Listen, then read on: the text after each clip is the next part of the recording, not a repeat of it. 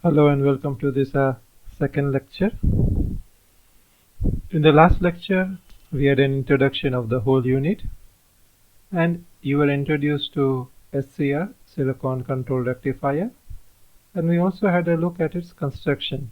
Physically, how is it made? In this lecture, we will study the working of SCR, and then we will look at the equivalent circuit of SCR and try to understand the working of SCR through the equivalent circuit, which will be made up of two transistors. Now let us come to the first topic, working of SCR. In a circuit using SCR, the load is connected in series with anode, that is, between anode and cathode. The anode is always kept positive with respect to cathode. So this takes care of the two terminals, anode and cathode. The third terminal, which is the gate terminal, can be either kept open or it could be kept positive with respect to cathode. Let us see the working of SCR for both these cases. Case 1, the gate is kept open. So here there is no voltage given, it's not connected. Here we have used the SCR symbol. These two circuits are exactly the same. Only thing, here we have represented SCR by its physical structure, and here we have represented the SCR by its symbol. Now when this gate is kept open, you can see that junction J1, P is connected to positive and N is connected to negative. So J1 is forward bias. J2 junction, N is connected to positive, P is connected to negative. So J2 is reverse bias, and J3, P connected to positive, N connected to negative. So J3 is forward bias. So J1 and J3 are forward bias, and J2 is reverse bias. As you know, that current can flow through a forward bias junction, and the current is blocked, or current cannot flow through a reverse bias junction. Now in this case of SCR, since J2 is reverse bias, no current will flow through this device. So this device is like an open device, no current flows. We said that SCR is in cutoff.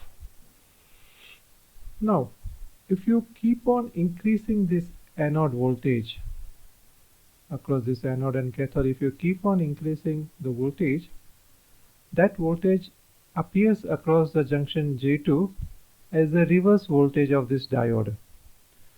Now you know that diode has a maximum reverse breakdown voltage, and if this voltage applied here V exceeds the reverse breakdown voltage of this junction, then this SCR will start conducting heavily because the junction J2 has broken down. So in this case, you can say that the SCR is in the on state. The voltage at which this SCR conducts heavily when there is no voltage given to gate, that voltage is called breakover voltage. Now let us come to the second option for the gate.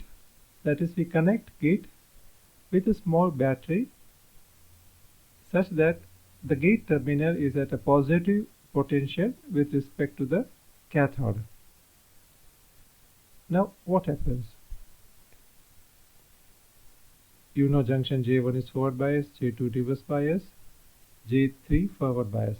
But when you connect a small battery here or give a small voltage to gate positive with respect to cathode, then these electrons get attracted towards this region, and here you know that the holes are the majority carriers, and there is a depletion layer also formed here that I have shown here in the reverse bias. That is the depletion layer formed here. So when these electrons move to this region, the majority carriers are both holes and electrons. So due to which those electrons get attracted across the junction J2 because of this potential, positive potential here, and a small current flows this way also, along with a current flowing this way, the flow of electron this way. The conventional current is from the positive to the negative, but the flow of electron is this way.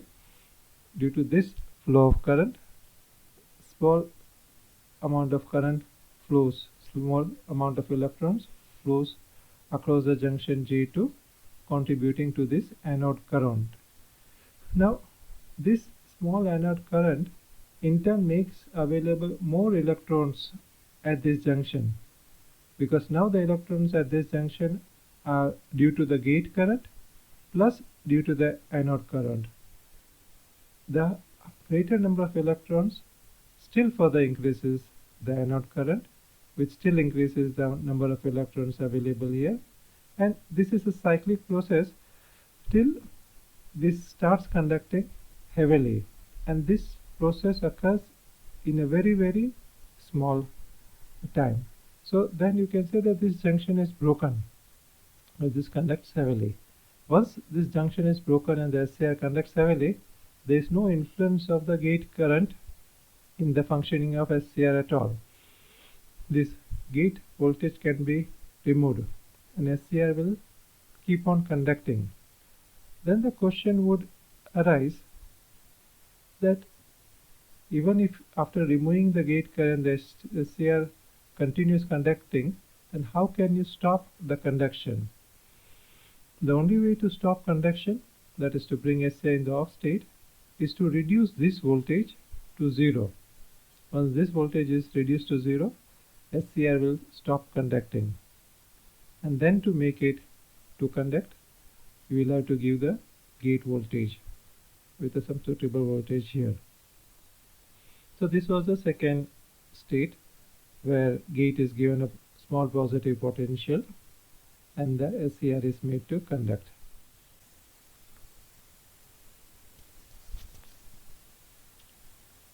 From the discussions that we had, we can summarize it in 4 points.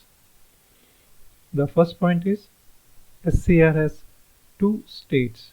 One is it either conducts heavily or it does not conduct at all. So this is just like a switch. Switch is on or switch is off. There is no in between, partially conducting.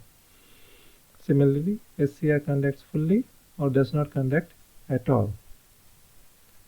Now how do you turn on the SCR? Two methods that we saw. In the first method, the gate is kept open and the voltage given to the anode, or voltage given between anode and cathode, is equal to the breakover voltage. Then the SCR will start conducting. The second method is that our supply voltage, that is the voltage between anode and cathode, we keep it less than the breakover voltage and turn on the SCR by supplying a small voltage at its gate. This voltage is typically 1.5 volt and 30 milliampere current. This second method, that is applying small positive voltage at the gate, is the normal way to close an SCR. That is, it is the normal way to make an SCR conducting, because the breakover voltage is a very large voltage. It would be much higher than the supply voltage that you would have for your circuit. So once the SCR starts conducting, the only way to make it non-conducting or to open it is to reduce the supply voltage to 0. Now let us look at the equivalent circuit of SCR. By equivalent circuit we mean another circuit which functions just as an SCR would function. So this is the physical structure of an SCR, which is a PN-PN arrangement. Now this arrangement, you could break it from here. This way it is shown here, and the broken parts can be connected with a wire. So this one and this one are exactly the same. Now if you look at this, the N is as it is, the P is as it is. This N and P are divided into 2 and then connected, which means functionally they are the same. But if you look at this N, it is an PNP transistor with P as the emitter, N as the base, and this P as the gate as the collector. In the case of this, it is an NPN transistor with N as the collector, P as the base, and E as the emitter. So we replace this physical structure with this symbol. So PNP transistor, this is the symbol, the emitter arrow here, the base, and this is the collector. Similarly, this NPN transistor is represented by its symbol. The arrow here shows the emitter, here this emitter, and you can see here that the base of NPN transistor is connected to the collector of PNP transistor. So the base of this NPN transistor is connected to the collector of PNP transistor. Similarly, the base of the PNP transistor, that is this one, is connected to the collector of NPN transistor here. So the collector of each transistor is connected to the base of the other transistor. So it makes a positive feedback loop. Now the supply voltage, that is V voltage, we keep it less than the breakover voltage, and initially let us assume that this switch S is open. That means the gate is open. So in this case there is no base current given to the transistor T2. Since there is no base current, there is no collector current, so nothing flows through this transistor T2, and since there is no collector current here, there is no base current to the transistor T1, and so transistor T1 also does not conduct. So in that case we can say that SCR is open. There is no conduction taking place in it. Now let us take the other case where we close this switch. If we close this switch, a small gate current, which will be the base current for transistor T2, will flow. Since there is a base current here, there will be a collector current here, and this collector current is connected to the base here, so there will be a base current here. Due to the base current, there will be a collector current here, and this collector current gets added with the current from here, and so this base current increases. Correspondingly, there is an increase of collector current, which means there is an increase in base current, which means there is an increase of collector current, which again means that there is an increase of base current here. So this is a process, it goes on till the SCR conducts fully. It is fully closed, it conducts heavily. So both the transistors are driven to saturation. Now the only way to stop this conduction is to remove this voltage, because once it starts conducting heavily, there is no effect of this gate voltage. Thank you.